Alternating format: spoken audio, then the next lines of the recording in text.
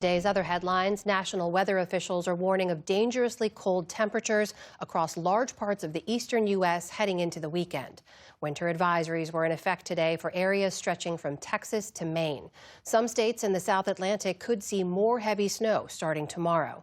In the meantime, emergency crews have been working to repair icy power lines in Mississippi, in one case even using a helicopter to access those lines. The state also dispatched the National Guard to help clear the roads 5 days after a massive storm. While in Nashville, more than 100 people lined up outside this church to stock up on food items. The death toll from the frigid weather has now risen to at least 85 people. President Trump says he asked Russian President Vladimir Putin not to strike Ukraine's capital for a week due to the frigid weather there. Ukraine has been experiencing one of the coldest winters in years, and Russian strikes have repeatedly knocked out heating for thousands. Speaking during his first cabinet meeting of the new year, President Trump said Putin agreed, though the Kremlin has not confirmed that. And I have to tell you, it was very nice. A lot of people said, don't waste the call, you're not going to get that. And he did it, and we're very happy that they did it. That's correct. Because on top of everything else, that's not what they need is missiles coming into their towns and cities. So the president also said he's ordered Venezuela's airspace to reopen to commercial traffic, saying that Americans will soon be able to visit. Venezuela's government has not yet commented. Soon after the announcement, American Airlines said it would aim to restart service in the coming months. The carrier was the largest U.S. airline in Venezuela before flights were suspended in 2019. Meanwhile, in Venezuela today, lawmakers approved the opening of the nation's oil sector to privatization.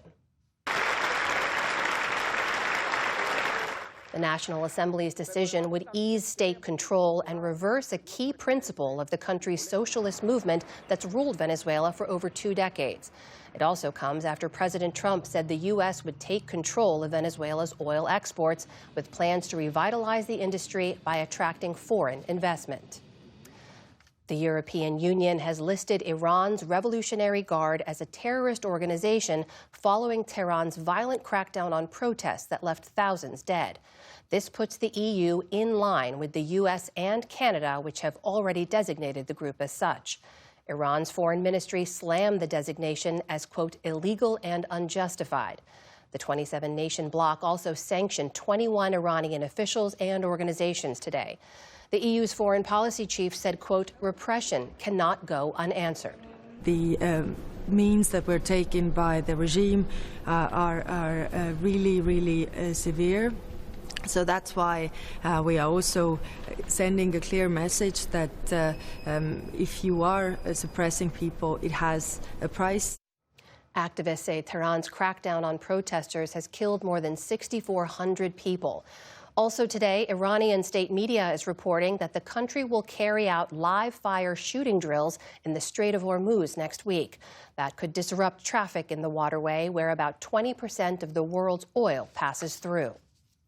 In Illinois, a former sheriff's deputy was sentenced to 20 years in prison today for fatally shooting Sonia Massey, a black woman who called 911 for help.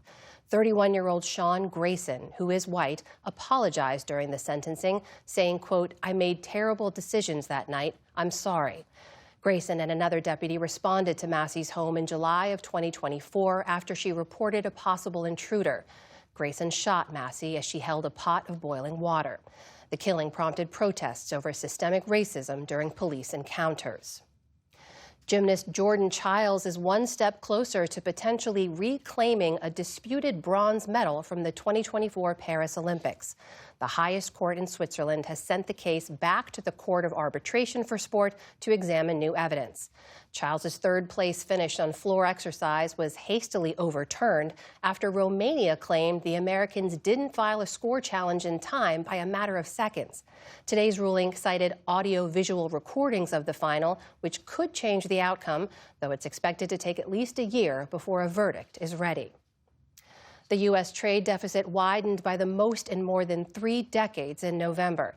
That's according to data out today, which was delayed by the government shutdown.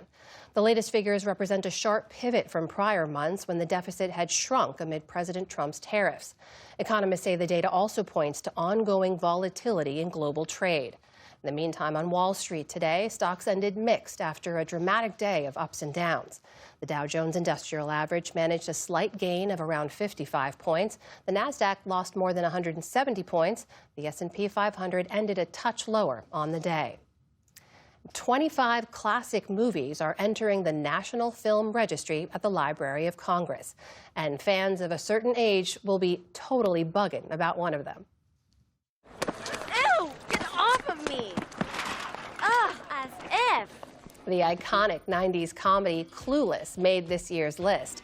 Like the others, it was selected for preservation due to its, quote, cultural, historic, or aesthetic importance.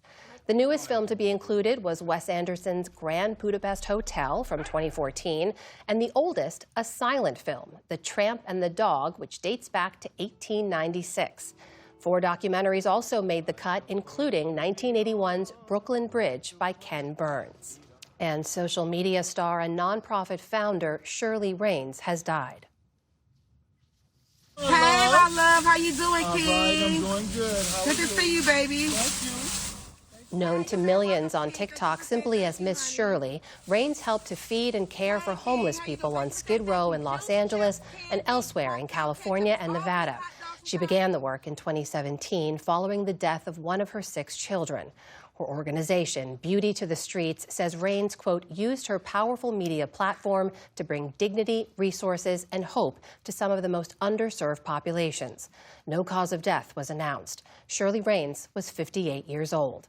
Still to come on the NewsHour, Congress works to avoid another government shutdown. We report from Antarctica on a scientific expedition to understand climate change. And Walmart heiress Alice Walton founds a nonprofit medical school blending traditional education with art. This is the PBS NewsHour from the David M. Rubenstein studio at WETA in Washington, headquarters of PBS News. Support journalism you trust. Support PBS News. Donate now, or even better, start a monthly contribution today.